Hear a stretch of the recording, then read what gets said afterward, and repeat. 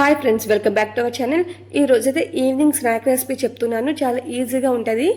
బండి మీద అమ్ముతారు కదా హాట్ చాట్, అది ఇంట్లోనే ఈజీగా ఇలా ప్రిపేర్ చేసుకోవచ్చు. చాలా టేస్టీగా ఉంటుంది. దీనికోసం మనం బయటికి కూడా వెళ్ళవసరం లేదు. ఇంట్లోనే వేడివేడిగా తింటే చాలా బాగుంటుంది.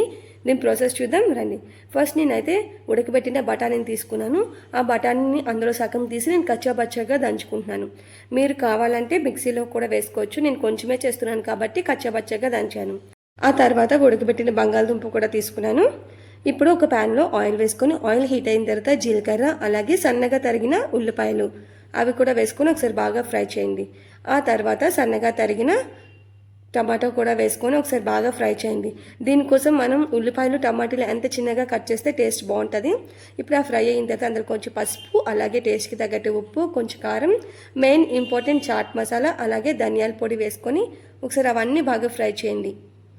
ఇలా మసాలాలన్నీ బాగా ఫ్రై అయిన తర్వాత ఇప్పుడు ఆల్రెడీ మనం ఉడకబెట్టి ఉంచుకున్నాం కదా, ఆ బఠానీ కూడా వేసి ఒకసారి బాగా కలపండి.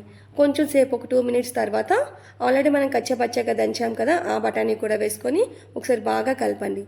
ఇలా బాగా కలిపిన తర్వాత అందులో కొంచెం వాటర్ వేసుకొని ఇలా మరుగుతున్నప్పుడు బంగాళదుంపని ముక్కలుగా కట్ చేసుకుని స్మాష్ చేసుకొని వేసుకోండి. అలా వేసుకున్న తర్వాత స్టవ్ ఆఫ్ చేసుకుంటే అంతేనండి, బండి మీద అమ్మే హాట్ చాట్ ఇంట్లోనే రెడీ అయిపోద్ది.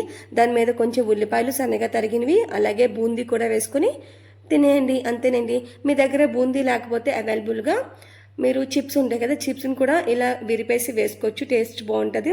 లేదంటే కారం పూస వేసుకోవచ్చు, బాగుంటుంది. మీ దగ్గర ఏది అవైలబుల్గా ఉంటే దాంతో చేసుకోండి.